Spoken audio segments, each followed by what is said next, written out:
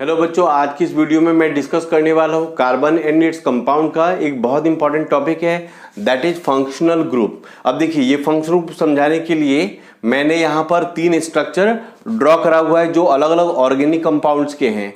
अगर मैंने आपको बोला कि ध्यान से देखिए इन तीनों स्ट्रक्चर को और इन तीनों स्ट्रक्चर में आखिर डिफरेंस क्या है, इन तीनों स्ट्रक्चर में ऐसी क्या खास बात है जो एक दूसरे से डिफरेंट करती है, तो आपका आंसर क्या होगा कि यहां पर क्या लगा हुआ है Cl, यहां पर क्या लगा हुआ है Br और यहां पर क्या लगा हुआ है OH। यही इन तीनों में क्या है, डिफरेंट है, और सारा पार्ट क्या है, सेम है।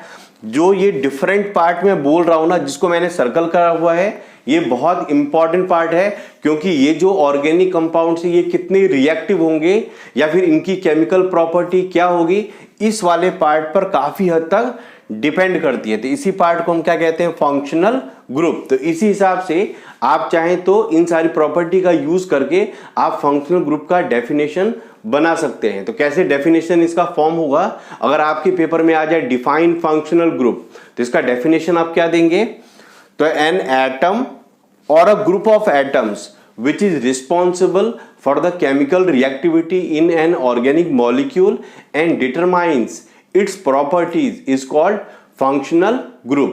देखिए 10th के सिलेबस में जो है टोटल हमें 5 फंक्शनल ग्रुप पढ़ने हैं, लेकिन इस वाले वीडियो में मैं 2 फंक्शनल ग्रुप कवर करने जा रहा हूं। ध्यान से देखिए, उसके लिए जिन चीजों की जरूरत होती है वह पहले ही मैं डिस्कस कर देता हूं।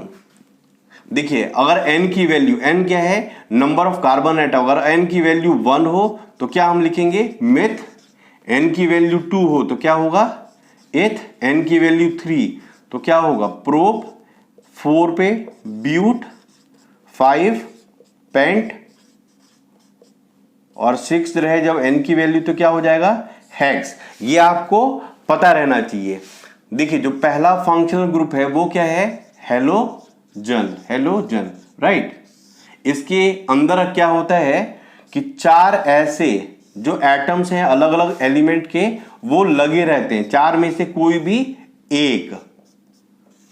ये सारे जो है ग्रुप 17 के एलिमेंट हैं, जिनको हम क्या कहते हैं, हेलोजन, राइट। जैसे ही आपने देखा ना बॉन्ड Cl लगा हुआ है तो सबसे पहले आप क्या लिखेंगे, क्लोरो। जैसे आपने देखा कि बॉन्ड Br लगा हुआ है तो क्या लिखना है, ब्रोमो। जैसे आपने देखा कि बॉन्ड F लगा हुआ है तो क्या लिखेंगे आप, फ्लोरो। और बॉन्ड I के केस में आयोडो। अब देखिए, एक स्ट्रक्चर मैं यहां ड्रॉ कर रहा हूं और मैं बोलूंगा इसका नाम क्या है। जैसे मैंने ये स्ट्रक्चर ड्रॉ कर दिया, अगर मैं आपसे बोलूं कि बताइए इस ऑर्गेनिक कंपाउंड का नाम क्या है, तो आप सबसे पहले क्या देखेंगे कि यहां पर कौन सा हेलोजन लगा हुआ है, तो क्या लगा हुआ है, बॉन्ड Cl। तो मैंने आपको अभी क्या बताया था, जैसे बॉन्ड Cl आपने देखा तो सबसे पहले क्या लिखना है, क्लोरो। तो इस कंपाउंड का नाम क्या हो जाएगा, सबसे पहले chloro. Number of carbon atom फिर काउंट करना है, एक और एक कितना हो गया, 2। तो जब नंबर ऑफ कार्बन एटम 2 हो तो क्या लिखते हैं हम, इथ। आई बात समझ में। तो यहां पर आप क्या लिख देंगे, इथेन। क्या लिख देंगे, इथेन। क्लोरो के बाद जो भी यहां पर लगाएंगे ना वो सारे एल्केन ग्रुप के ही कंपाउंड होंगे। आई बात समझ में। यहां बॉन्ड Cl लगा हुआ है तो क्या लिख देंगे, सबसे पहले क्लोरो। फिर देखना है नंबर ऑफ कार्बन एटम कितने हैं, 1 और 1 कितना हो गया, 2 से क्या होता है, एथ। तो एल्केन ग्रुप में क्या नाम हो जाएगा, इथेन। तो इस कंपाउंड का क्या नाम हो गया, क्लोरो इथेन। अगर इसका केमिकल फॉर्मूला लिखने को आ जाए तो क्या हो जाएगा, तो देखिए ये वाला जो पार्ट है यहां, इसके अंदर क्या है, CH3। और देखिए उसके बाद क्या है यहां पर, CH2 और फिर क्या है, Cl। या तो आप ऐसे इसका केमिकल फॉर्मूला लिख सकते हैं या फिर इसको आप ऐड कर दीजिए इन दोनों पार्ट को, तो क्या हो जाएगा, इसको ऐसे भी लिख सकते हैं, C2 3 + 2 कितना हो गया, 5 और Cl, यानी C2H5Cl क्या हो गया, ये इस कंपाउंड का केमिकल फॉर्मूला। अब एक और एग्जांपल देखिए, मैं समझाने का ट्राई कर रहा हूं। जैसे आपके पेपर में आ गया कि आप लिखिए ब्रोमो प्रोपेन का फॉर्मूला क्या होगा और इसका जो स्ट्रक्चर है वो आप कैसे ड्रॉ करेंगे। अब देखिए यहां क्या लिखा हुआ है, ब्रोमो, क्या लिखा हुआ है, ब्रोमो। तो सबसे पहले आपको क्या करना है, बॉन्ड Br लगा देना है। क्यों? क्योंकि मैंने आपको पहले ही बोला था बॉन्ड Br जब लगा रहे तो हम कैसे लिखते हैं नाम, तो ब्रोमो से स्टार्ट करते हैं। तो यहां ब्रोमो लिखा हुआ है तो सबसे पहले क्या करना है, बॉन्ड Br लगा देना है। फिर देखना है इस वाले पार्ट को, यहां पर क्या लिखा हुआ, प्रोप। तो प्रोप से n की वैल्यू कितनी होती है, 3।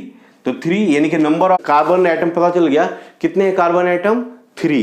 तो आप 3 कार्बन एटम ऐसे लगा दीजिए और सारे कार्बन एटम के पास कितने बॉन्ड होने चाहिए, 4। तो 4 बॉन्ड आप इसका पूरा कर दीजिए, किसके हेल्प से, तो हाइड्रोजन के हेल्प से। तो ये जो मैंने स्ट्रक्चर ड्रॉ करा है ये किसका स्ट्रक्चर है, तो ब्रोमो प्रोपेन का। किसका स्ट्रक्चर है, ब्रोमो प्रोपेन का। इसका केमिकल फॉर्मूला क्या होगा, तो CH3 CH2 CH2 Br। यहां पर CH3 बीच में क्या है, CH2 CH2 Br। या तो आप ऐसे इसका फॉर्मूला लिख दीजिए या इन तीनों को आप ऐड कर दीजिए। तो क्या लिखा हुआ है, C3 3 और 2 5 और 2 कितना हो गया, 7। तो H7Br यानी C3H7Br, ये किसका फॉर्मूला हो गया, तो ब्रोमो प्रोपेन का। अब देखिए जो सेकेंड फंक्शनल ग्रुप है वो क्या है, तो अल्कोहल। क्या है वो, अल्कोहल। इसमें क्या होता है, बॉन्ड OH लगा रहता है। क्या लगा रहता है, बॉन्ड OH। और केमिकल फॉर्मूले के अंदर OL एंड में लगा है। सफिक्स जो है वो हम क्या यूज करते हैं, OL। तो क्या लगाना है आपको, OL।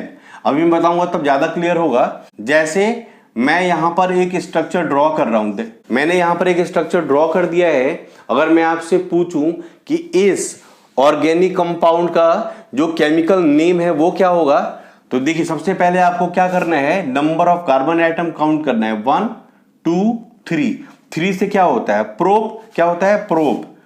तो इसका क्या नाम हो जाएगा, आपको OL ऐड करना है, तो प्रोपेनॉल। प्रोपेनॉल आई बात समझ में। अब इसका फॉर्मूला क्या होगा, तो देखिए CH3, यहां पर बीच में क्या है, CH2, फिर यहां पर क्या है, CH2OH। तो CH3 CH2 CH2OH, या फिर इन सबको ऐड कर दीजिए तो क्या हो जाएगा, C3H7OH। ये किसका फॉर्मूला हो गया, तो प्रोपेनॉल का। एक और एग्जांपल देखिए, मैं समझाने का ट्राई कर रहा हूं। अगर आपके पेपर में आ जाए कि जो इथेनॉल है इसका केमिकल फॉर्मूला क्या होगा और इसका स्ट्रक्चर आप कैसे ड्रॉ करेंगे, किसका, इथेनॉल का। तो जैसे आपने देखा कि इसके लास्ट में क्या लगा हुआ है, OL, ऑल लगा हुआ है। इसका मतलब ये हुआ कि इसके अंदर जो फंक्शनल ग्रुप है वो किसका होगा, अल्कोहल का। तो अल्कोहल के एंड में क्या लगा रहता है, बॉन्ड OH। Bond OH। तो सबसे पहले आप क्या लगा दीजिए, बॉन्ड OH। उसके बाद क्या देखना है, क्या लिखा हुआ है यहां पर, इथ। तो इथ से नंबर ऑफ कार्बन एटम कितने होते हैं, 2। इसका मतलब इसके अंदर जरूर 2 कार्बन एटम है। एक कार्बन एटम को कितने बॉन्ड की जरूरत होती है, 4।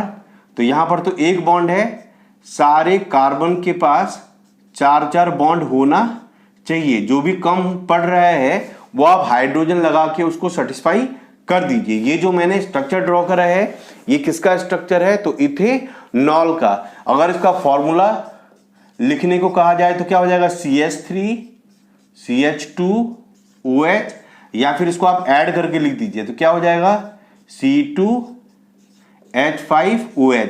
C2H5OH किसका फॉर्मूला हो गया, ये इथेनॉल का।